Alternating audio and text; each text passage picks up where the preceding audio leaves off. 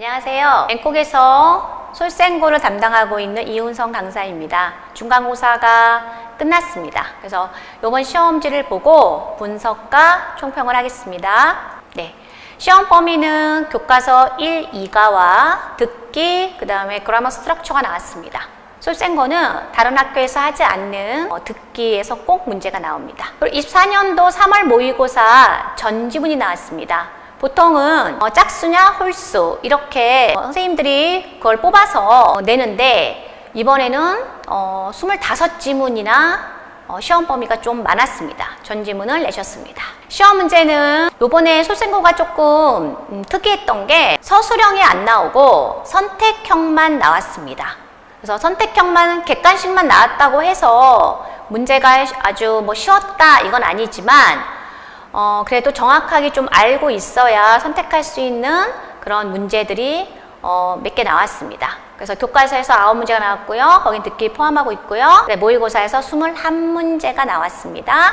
객관식의 난이도는 중하였고요. 제가 봤을 때는요. 학생들의 체감 난이도는 중상이었습니다. 시험 범위 양은 좀 많았는데요. 시험 문제는 좀 평이했습니다. 그래서 제가 아이들한테 시험 범위가 많으니까 까탈스러운 문제는 별로 안 나올 것이다 라고 얘기했는데 네, 그렇게 문제가 나왔습니다. 그래서 중요 문장만 잘 암기하고 다수의 문제 풀이만 했어도 고득점을 얻는 것은 그렇게 어렵지 않았던 것으로 보이고 있습니다. 이거는 그러면 까탈스러운 문제가 아예 없었냐? 그건 아니고요. 한 2-3문제 있었는데요. 그중 하나가 지문 맥락에 따라서 단어의 의미에 풀이하는 문제였습니다. 그러니까는 그 단어에 대해서 영영 단어로 풀이를 했기 때문에 우리 친구들이 좀 이렇게 정확하게 뭔가 해석이 잘 안 되는 친구들은 좀 이런 문제는 좀 어려웠던 걸로 알고 있습니다.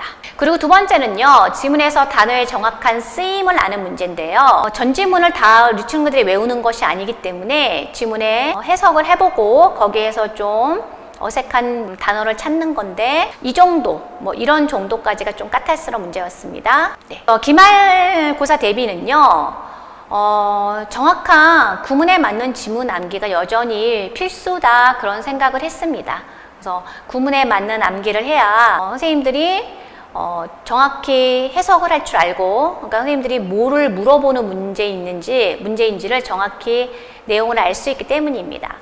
거기에다 그 지문의 다수의 변형 문제로 지문의 활용도를 훈련하는 문제입니다. 한 지문에 삽입도 풀어보고 내용 일치 문제도 풀어보고 어법도 풀어보고 이렇게 여러 가지로 풀어본 다음에 본다면 그런 솔생고에서 나오는 문제는 그냥 무리 없이 풀 수 있을 것 같습니다. 그래서 선생님들이 요번에 범위를 좀 많이 내는 대신 난이도를 그렇게 까탈스럽지 않게 냈기 때문에 기말고사에는 문제 풀이를 좀 더 많이 할 예정입니다.